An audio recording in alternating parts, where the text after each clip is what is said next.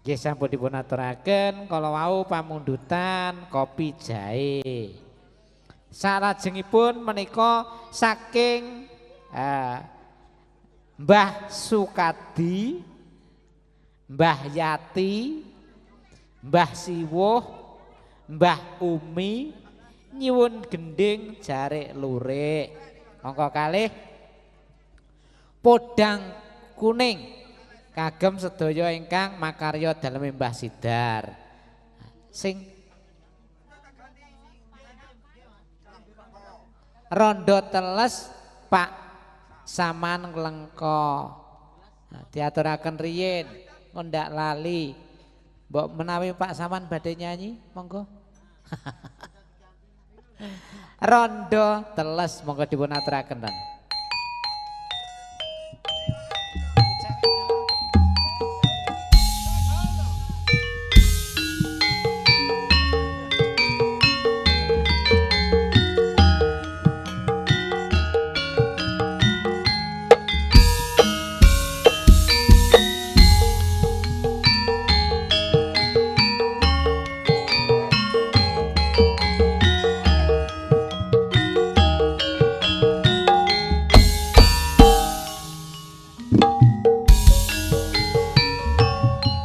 Yen awan aku radoyan mangan, yen bengi turu tansah klisikan, sing tak pikir rondo teles ngisor dalan, dadi manten setahun kok wis pegatan. Kutut manggung pawukir asmara ndana, atiku bingung sing tak pikir ora rumangsa. Udan deres ing mangsa ketiga, rondo teles tansah katon ning netra. Ayo Mbak Penny.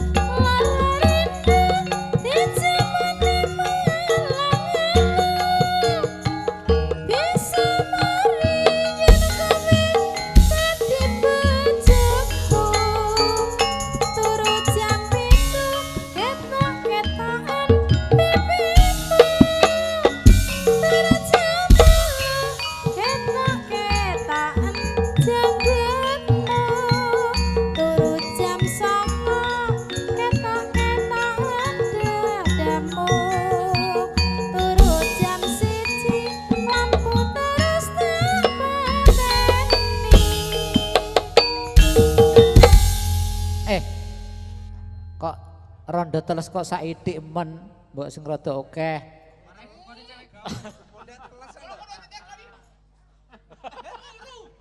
Oh, panyuwunan Mbah Saman kok iso rondo teles saidik men. Nggih kripik gedang, kripik telo reh dene menika pamundutan kathah. Napa niku saidik edang waton warata ngaten. Pangapunten. Cewek gaul apa? Cewek gaul apa? Salajengipun menika pamundutan saking penyanipun Pak Sukadi, Mbah Yati, Mbah Siwuh, Mbah Umi kala wau ketawang jarik lurik mangke mandhapipun podang kuning digarap ketawangan. Mandhapipun Tulungagung kudang kuning. Dijogeti, ayo kanca-kanca joget. Loh, lemara awan eneng gonge dijogeti ya gayeng to. Si nyanyi Mbah Sugeng, monggo Jan. Oleh wakeh ki nggih Jan. Wakil aja kesuk.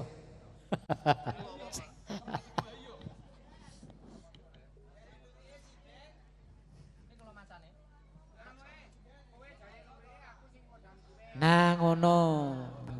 ngirone rapal Pak Wakil to. Jaya Indo jenenge. Jaya Indo. Wiwitane sesandingan mripate. Jan. Ayo, Co, diaturke.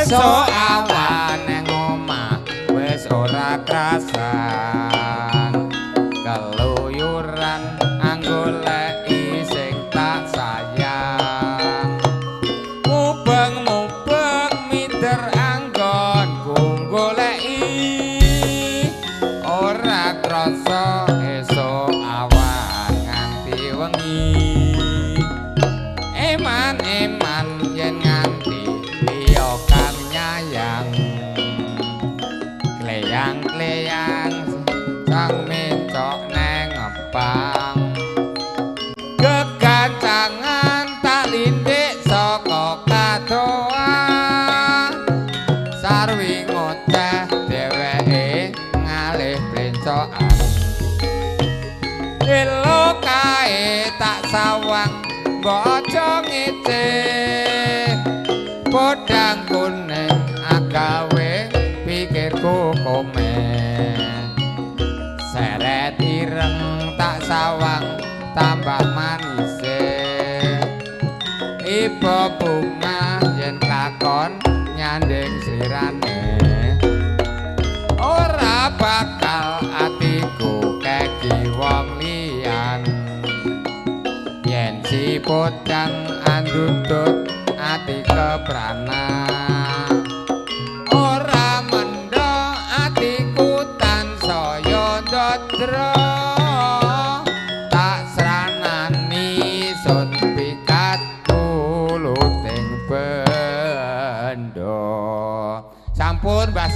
Mbah Siti mugi damel jampine saya. Ayo mbuh. Jan. Jan. Monggo Jawa dipun aturaken anake sapa? Ingkang badhe nyekar monggo Pak Jayus ayo. Duduk. Duduk. Tak.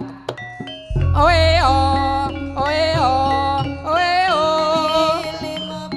Ae a, a o a, e o a.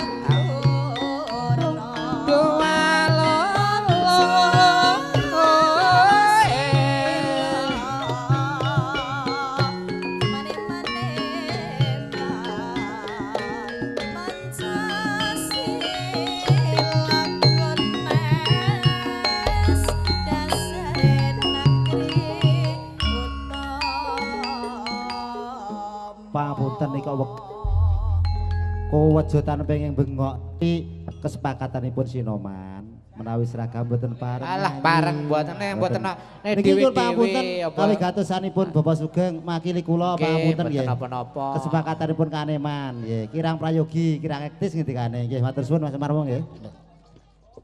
Nggih mboten napa-napa. Jan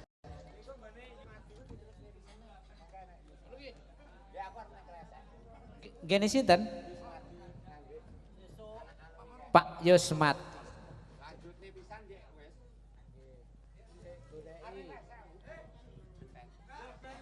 Pamundutan Pak Yusmadi menika ratapan si buta. Ingkang nyekar Mbah Sugeng. Jan diborong iki jan. Nggih alhamdulillah niki mengke rak nggih. Gayeng. Niki pamundutan saking Pak Nyoto anake sapa lajeng pamundutan Mas Yusmadi ratapan si buta. Nggih niki mengke sak bibare niki pangapunten Kang kathah kula tak teng kresek riyen.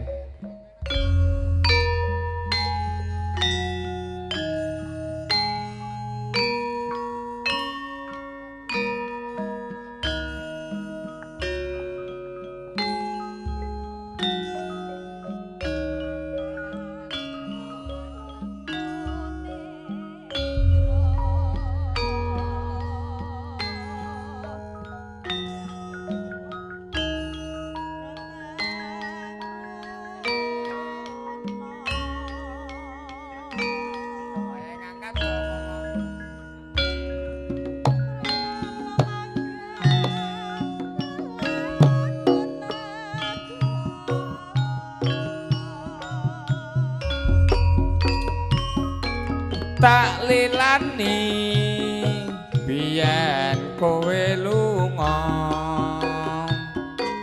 pawelengku aja nganti sembrono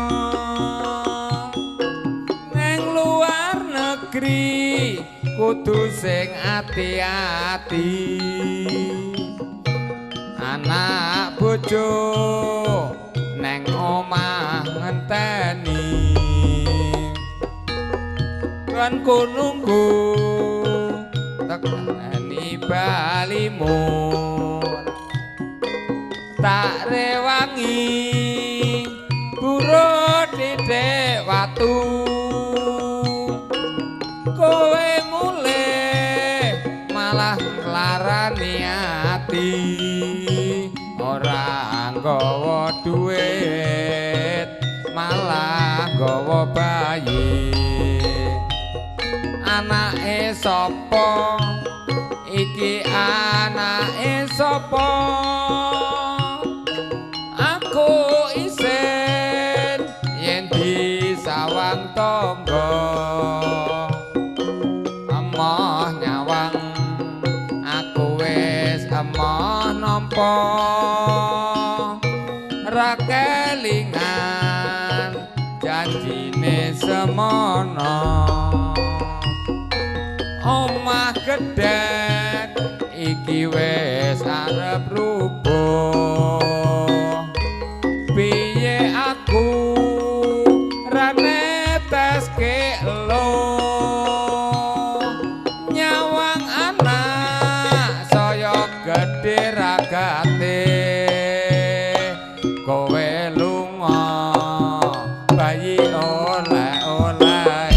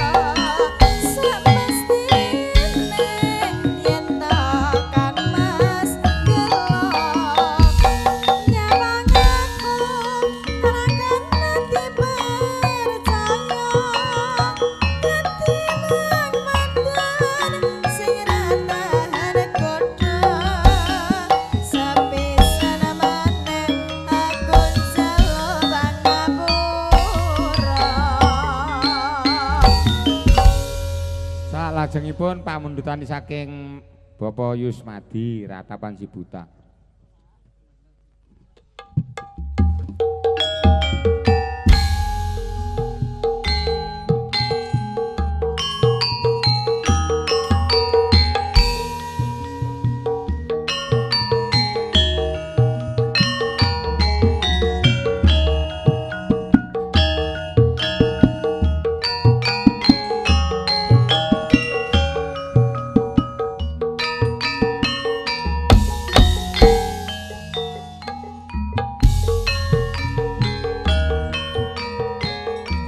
Batang dadat lali mangan gugah ati kan kebabadoban iki awan apa bengi kebangetan uripku iki duh Gusti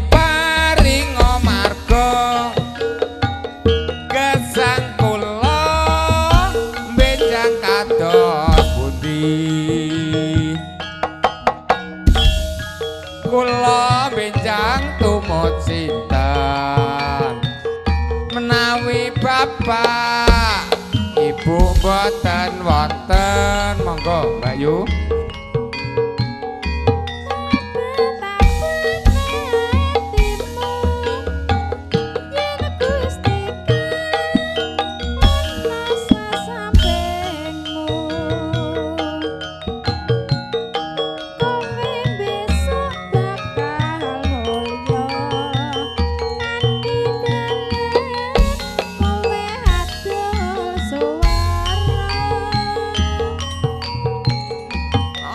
Apa pancene nasibku urip iki tanpa bapak ibu nelongso jroning uripku yen to dadi anak yatim piatu. Matur sembah nuwun sanget wedalipun gandeng menika ngedum wektu kula tak lumengser teng kresek riyin Pak Marmo sugeng makarya mangke rahayu wilujeng mengke malam anu dalu kepanggih malih. Tempane wong-wong ora percaya.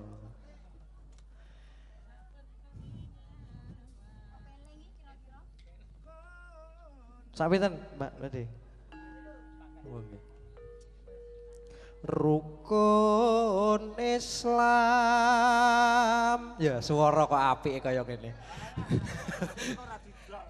Suarane apik Pak, kelakuane sing elek. Nah. Makasih. Kang lima puniki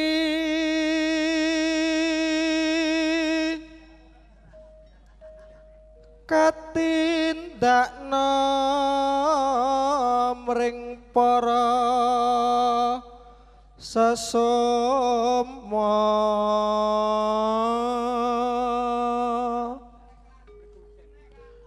aja padha ditinggalke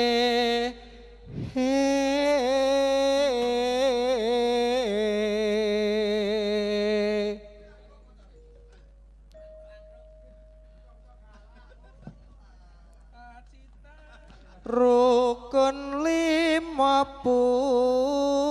niku sahadate kang angka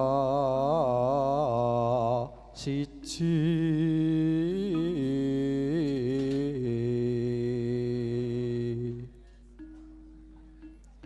kang angka loro salat dene kang telu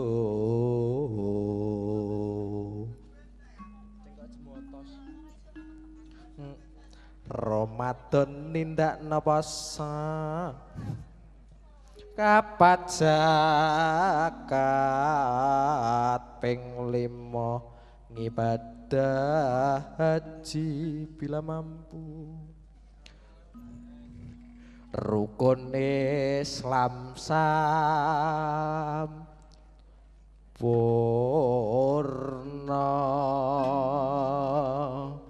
Sampun Pak Marmo.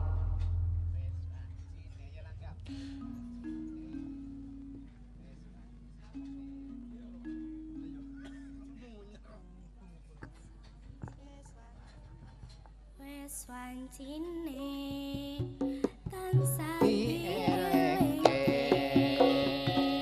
wes wancine padha nindakaken атын wes kumandhang wayahe sembahyang tepi wajib dawuhe pangeran salat dadi